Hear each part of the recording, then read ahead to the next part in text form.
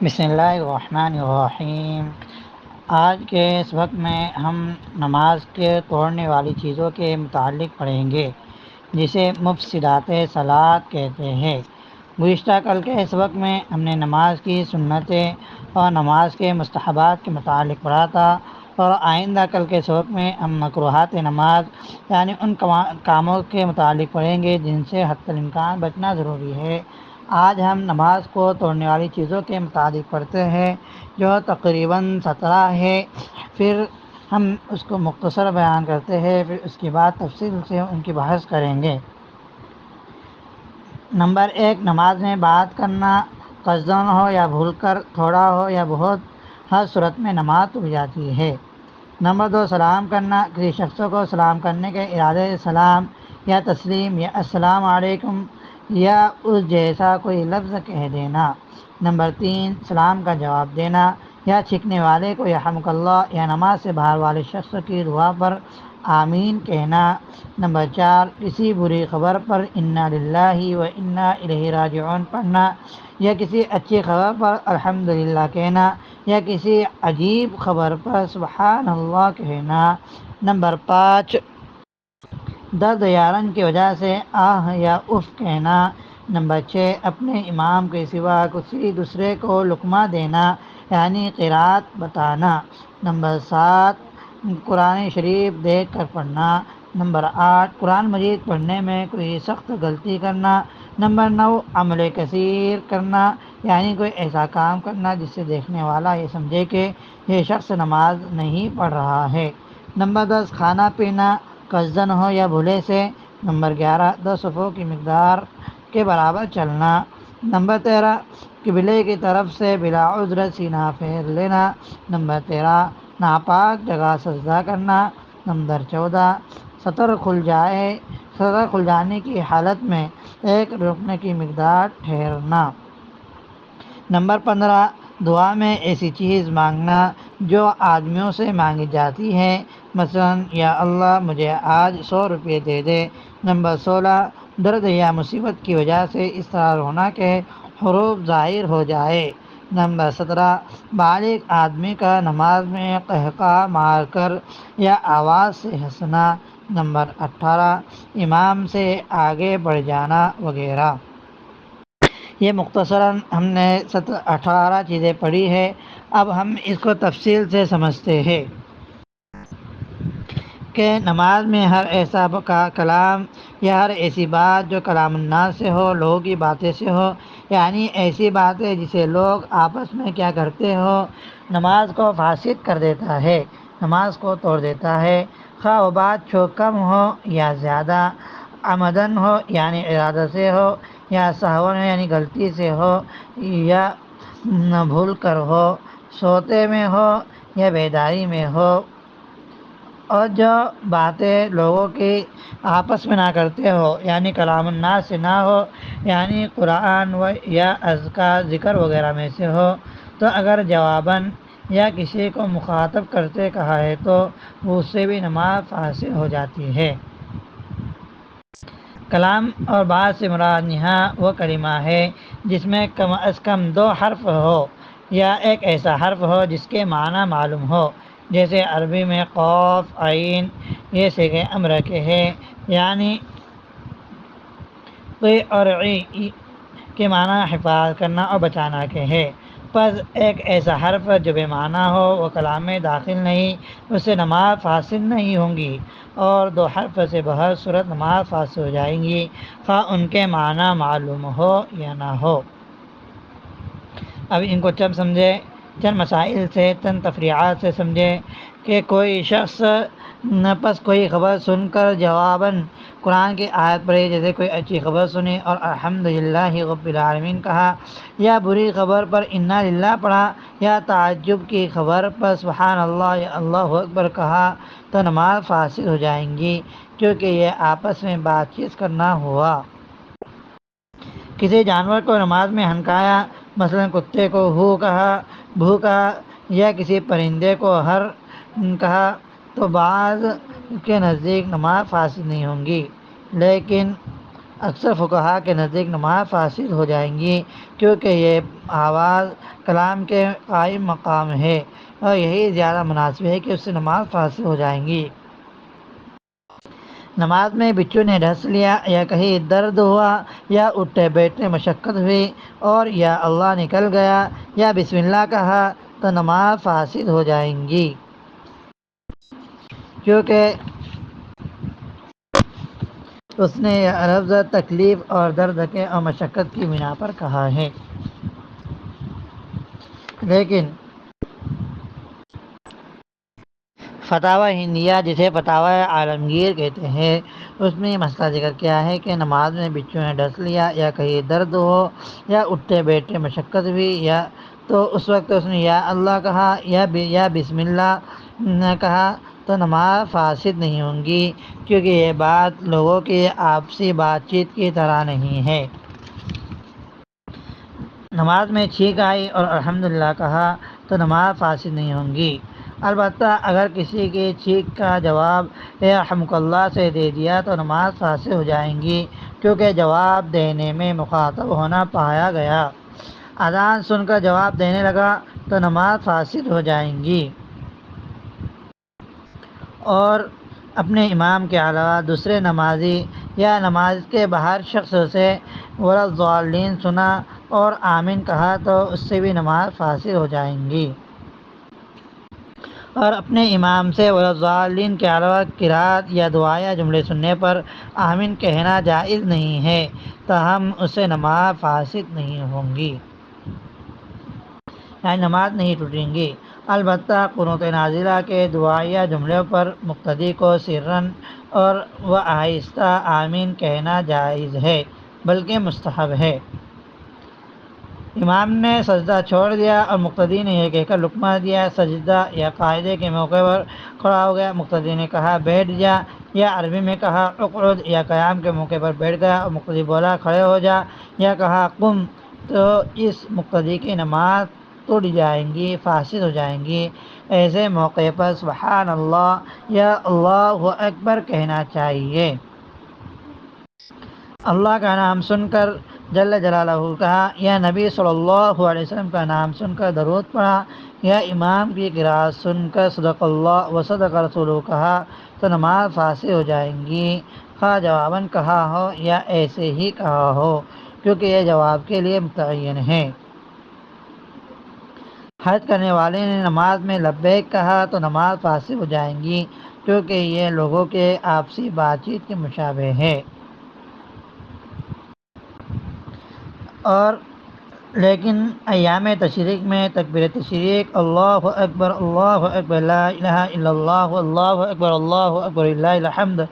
کہے تو نماز فاسد نہیں ہوں گی، کیونکہ یہ ذکر ہے۔ بخار یا کسی مرض کو دفع کرنے کے لیے قرآن پاک اپنے اوپر پڑھا تو نماز فاسد ہو جائیں گی۔ چاند دیکھ کر ربی و ربک اللہ کہا تو نماز فاسد ہو جائیں گی۔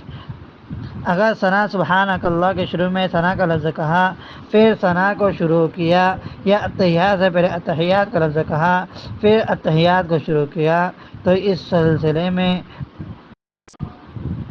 یہ ہے کہ نماز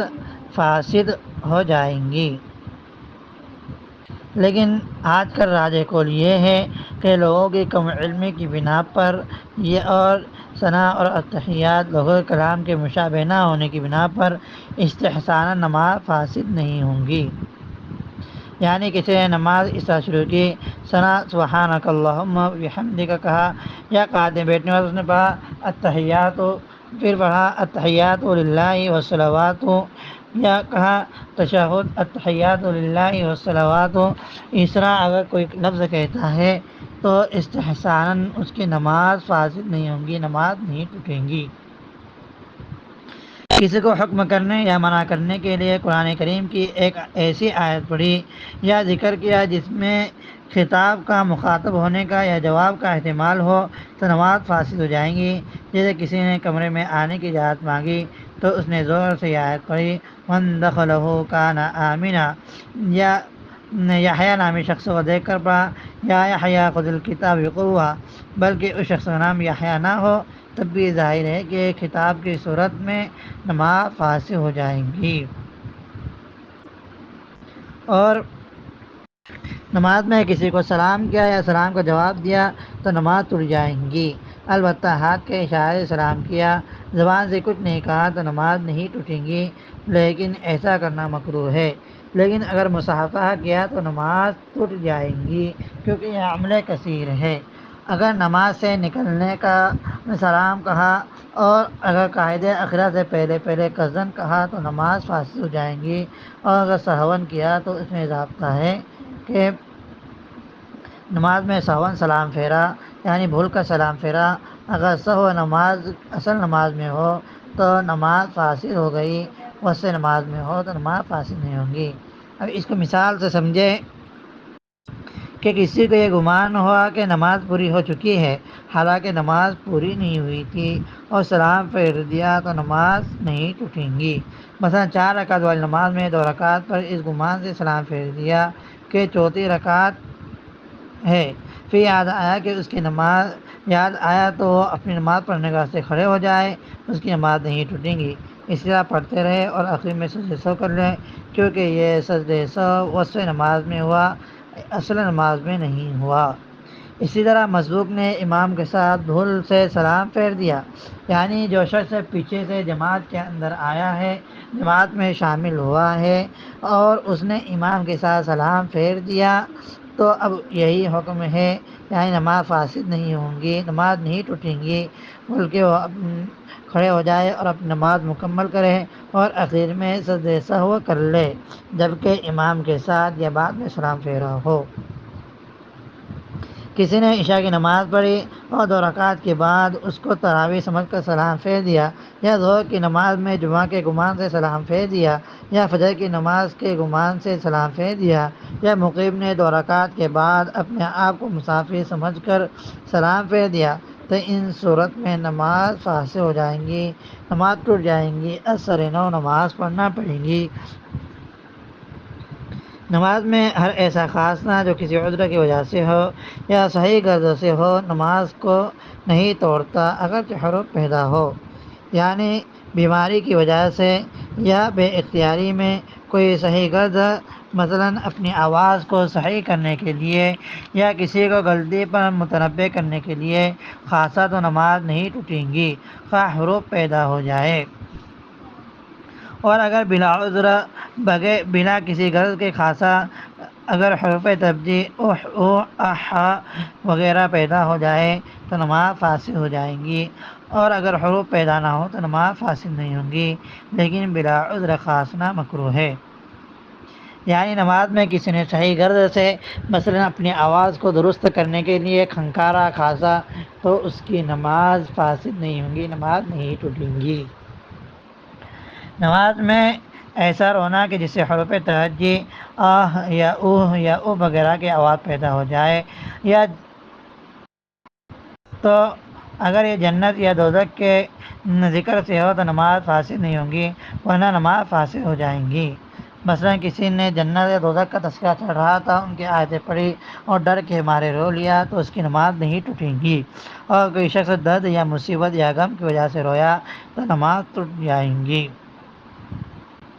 لیکن اگر وہ اپنے نفس کو نہیں روک سکا اور درد کی وجہ سے بے اختیار آواز نکل گئی تو پھر نماز نہیں ٹوٹیں گی۔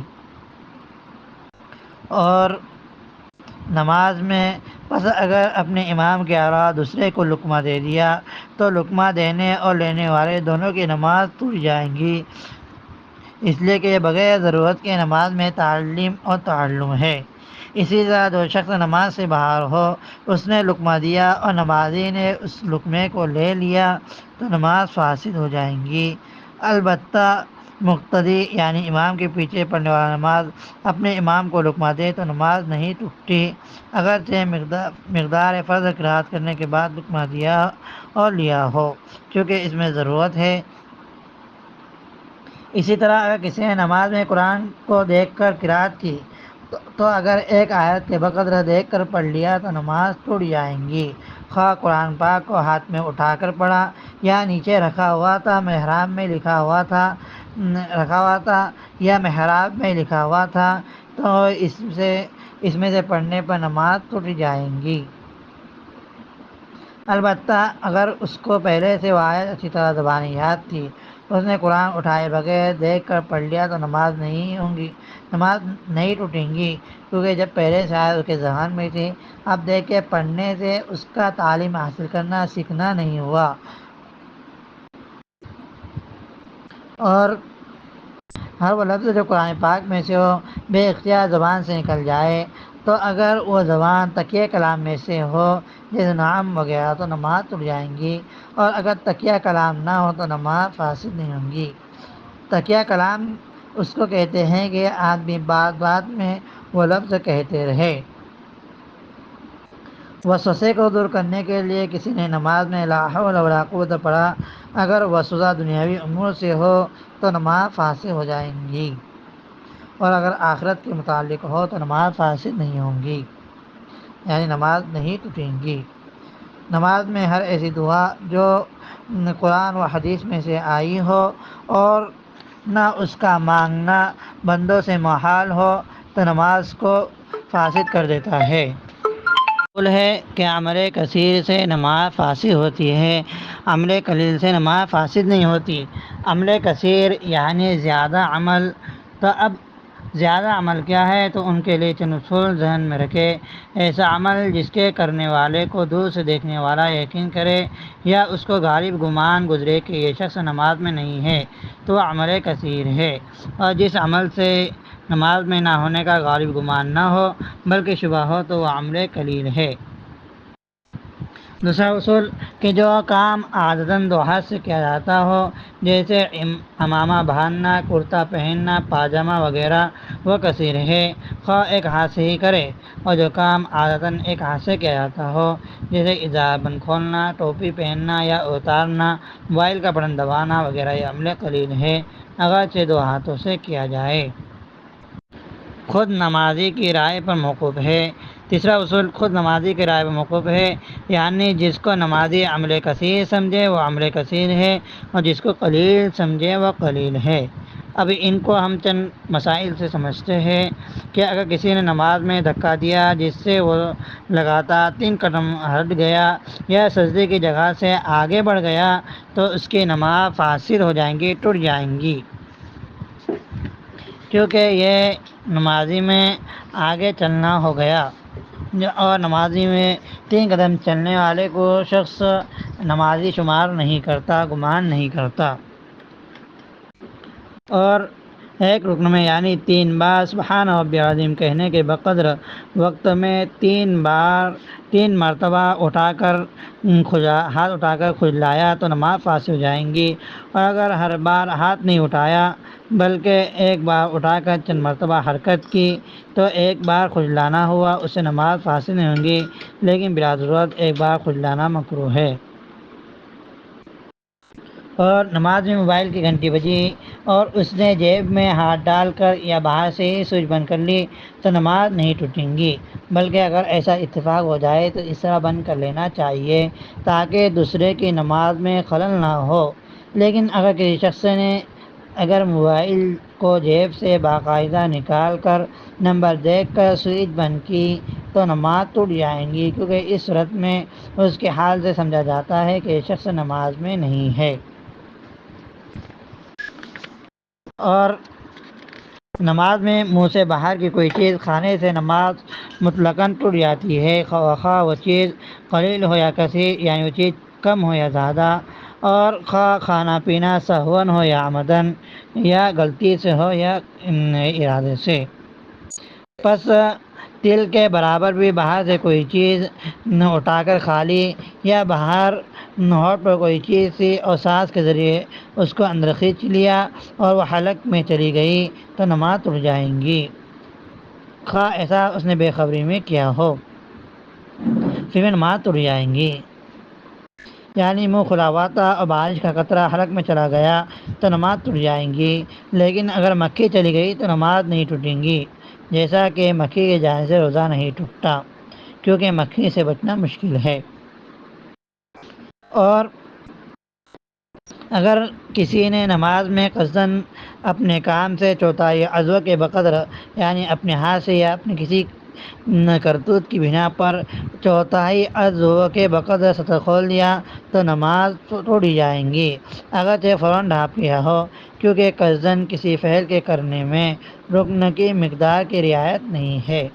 اس طرح قصداً ناپاک زمین پر کھڑے ہو گیا یا نماز میں کوئی ناپاک چیز اٹھا لی یا امام سے آگے چلا گیا تو سب کا یہ حکم ہے کہ نماز ٹوٹ جائیں گی۔ اسی طرح عورت نے سجدے میں جاتے ہوئے ازار کو کھینچا جس سے اس کا ٹخنا پنڈلی سمیت کھل گیا تو نماز اگر اس نے قصداً کیا ہو تو نماز ٹوٹ جائیں گی، اور اگر سہون کیا ہو، بھول سے اس سے ہو گیا ہو تو ایک رکن کی بقدر یعنی 3 بار سبحان ربی الاعلیٰ کہنے کی بقدر کے وقت میں معاف ہے، یعنی اتنی اس سے کم ہے تو معاف ہے، نماز ہو جائیں گی، اور اس سے زیادہ وقت کھلا رہا تو نماز تو معاف نہیں، نماز ٹوٹ جائیں گی۔ اور اگر صرف ٹخنے کھلے ہو، پنڈلیاں نہیں کھلی، چونکہ ٹخنا پنڈلی سمیت ایک عضو ہے اور وہ تنہا ربع عضو سے کم ہے، اس لیے نماز نہیں ٹوٹیں گی۔ اور اگر نماز میں 1 درہم یعنی 3 گرام 61 ملی گرام 800 مائکرو گرام چاندی کے برابر نقصان کا خطرہ ہو تو نماز توڑنا جائز ہے، یعنی 3 گرام 61 ملی گرام چاندی کی جو قیمت ہے اتنا قیمت کا خطرہ ہو، نقصان کا خطرہ ہو تو نماز توڑنا جائز ہے۔ بس ہانڈی ابلنے لگے یا پیرے سے کپڑا جلنے لگے یا بچے کے ہاتھ میں کوئی چیز آ جائے جس کو توڑنے پھوڑنے یا بہانے کا اندیشہ ہو اور اس کی لاگت کا اندازہ کر لیا جائے، اگر مذکورہ مقدار کے برابر یا اس سے زائد ہو تو نماز توڑنا جائز ہوگا، ورنہ نماز توڑنا جائز نہیں ہوگا۔ چاندی کی قیمت چونکہ گھٹتی بڑھتی رہتی ہے، اس لیے روپے میں کوئی معین حساب بیان نہیں کیا جا سکتا، البتہ تقریب ذہن کے لیے رکھتا ہے۔ اگر بالفرض 50,000 روپے کلو چاندی ہو تو مذکورہ مقدار کی مالیت 153 روپے 9 پیسے ہوگی۔ ہمارا آج کا یہ سبق تھوڑا طویل ہو گیا ہے۔ آج کے سبق میں ہم نے مفسدات نماز یعنی نماز کو توڑنے والی چیزوں کے متعلق پڑھا تھا۔ یہ آئندہ کل ہم مکروہات نماز کے متعلق پڑھیں گے، پھر اس کے بعد نماز کا طریقہ پڑھیں گے انشاءاللہ تعالی۔